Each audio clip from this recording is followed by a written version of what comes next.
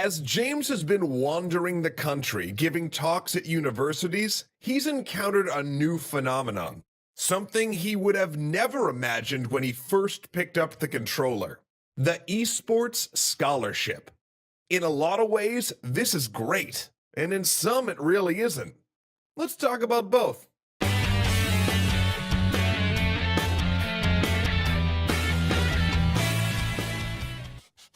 For the decade or so that esports have been a major part of our culture, they've been the Wild West.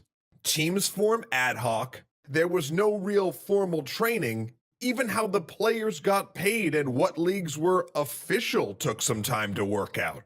Just as collegiate sports have helped raise the bar on performance and professionalism in physical sports, colleges forming well-funded esports teams will hopefully do the same for Major League Esports.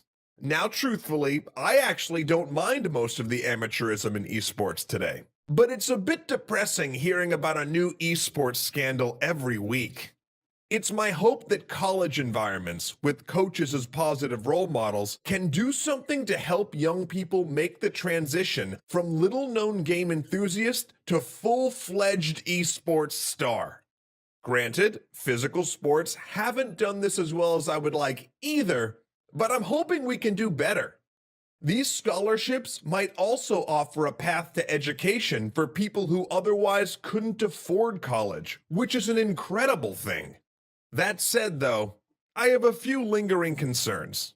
First off, most of the schools I've seen really going all in on the esports thing have been smaller, lesser-known schools. They see esports as a way to attract new students and get their name out there. And that in no way makes them bad. In fact, I'm certain that some of them offer an education on par with the most well-known schools around.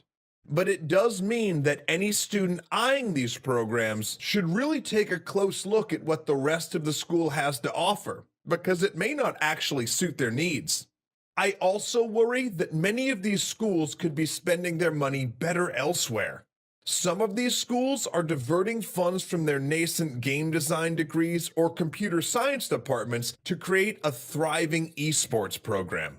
This is concerning because those, and I'm sure many other departments in the schools, could really use these funds. But it's also worrisome because James has rarely seen a fully thought out plan for how these schools are going to make that money back. Sure, the plan is for it to increase enrollment, but most physical sports programs offset at least some of their costs through things like ticket sales and television rights. It seems unlikely that will really be the case for esports in colleges, at least for a little while.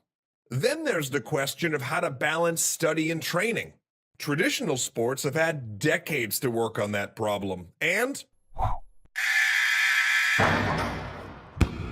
have failed. Many esports competitors talk about training 40+ hours a week, and I don't want to see these programs fall into the same trap that many college sports programs have, where the sport is prioritized over the education to the point where it nearly pushes the education out completely. Yet I haven't heard many plans to avoid this. Next, there's the question of whether you can make a living as a second-tier esports player. Traditional sports have paid minor leagues that a lot of people kick around in for years while they chase their dreams or figure out what they want to do with the rest of their lives. The closest we have is streaming. But as we all know, to be successful there takes a lot of expertise other than simple proficiency at a game. And there aren't many schools that seem to teach those particular set of skills. Then there's the big one, the games themselves. League, Dota, these games look like they're going to last forever, but 4 years is a long time in the video game world. What if you spend most of your college career training for a game that's on the decline by the time you're picking up your degree? 4 years ago, no one was even talking about Battle Royale games. And anyone training on Team Fortress 2 might have never even heard an announcement for that newfangled Blizzard game Overwatch. Now that's not to say that college esports might not help to solidify games. These colleges and the players they train will have a vested interest in seeing the games they're training on last as long as possible. So maybe they'll help establish a few games that we'll come to think of as the esports games, in the way that in the US we think of football, basketball, and baseball as the major professional sports.